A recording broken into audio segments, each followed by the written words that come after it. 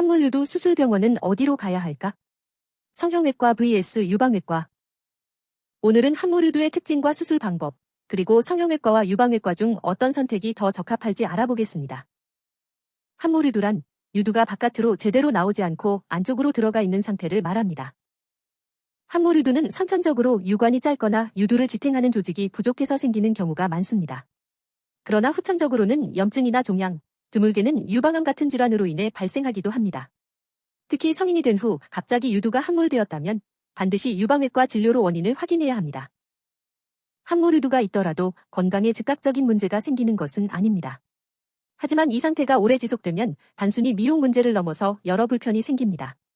아기가 젖을 물지 못해 수유가 힘들어지고 유두 자극으로 염증과 통증을 느낄 수 있으며 함몰된 주름의 분비물이나 피지가 고여 염증과 냄새를 유발하여 위생 문제가 생길 수 있습니다. 또한 사춘기 또는 성인기에는 대인관계에서 큰 스트레스를 받아 심리적으로 위축되기도 하고 옷이 닿을 때 불편하거나 마찰로 피부 손상이 생길 수 있습니다. 함몰유두는 정도에 따라 1단계부터 3단계까지 나누어 설명합니다.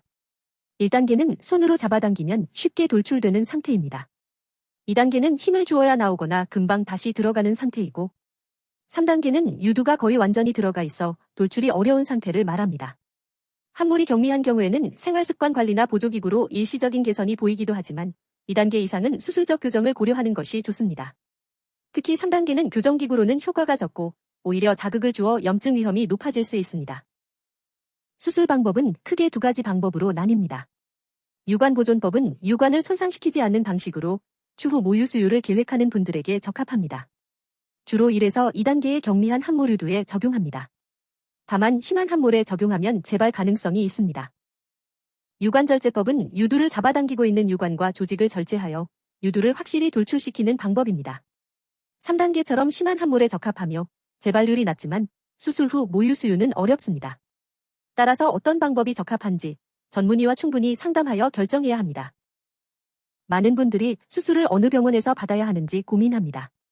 성형외과와 유방외과 두 진료과의 차이를 이해하는 것이 도움이 됩니다. 우선 성형외과는 미용적 결과에 초점을 맞춥니다. 흉터 최소화, 대칭, 모양의 자연스러움 등을 중요시하며 외형적인 완성도를 중시한다면 선택할 수 있는 병원입니다. 유방외과는 미용뿐 아니라 유방 건강 전반을 고려합니다. 함몰유두가 단순 미용 문제가 아니라 유방 내 혹이나 암과 같은 질환에서 비롯된 경우도 있기 때문에 원인을 정확히 진단하고 치료까지 이어갈 수 있다는 점이 장점입니다. 특히 성인 이후 갑작스럽게 유두가 함몰된 경우라면 유방외과 전문의가 있는 병원에서 먼저 진료를 받는 것이 안전합니다. 상담을 할 때 수술 비용은 얼마인지 질문을 많이 하시지만 실제로는 병원마다 환자마다 차이가 있습니다.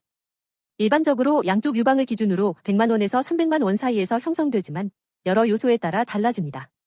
수술 방법의 난이도, 함몰 정도의 심각성, 집도의의 경험과 전문성, 병원의 장비 수준이 수술 비용에 영향을 줍니다.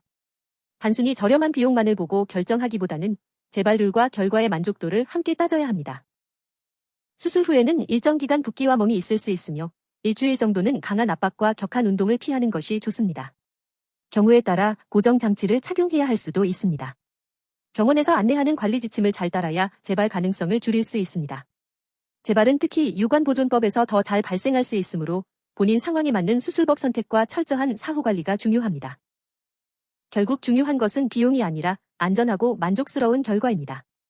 따라서 병원을 선택할 때는 유방외과 전문의가 직접 수술하는지, 진단 장비와 수술 장비가 최신인지, 수술 후 회복 및 관리 프로그램이 체계적으로 운영되는지, 환자의 상태에 맞는 맞춤형 방법을 제안하는지 등을 확인하시길 권장드립니다.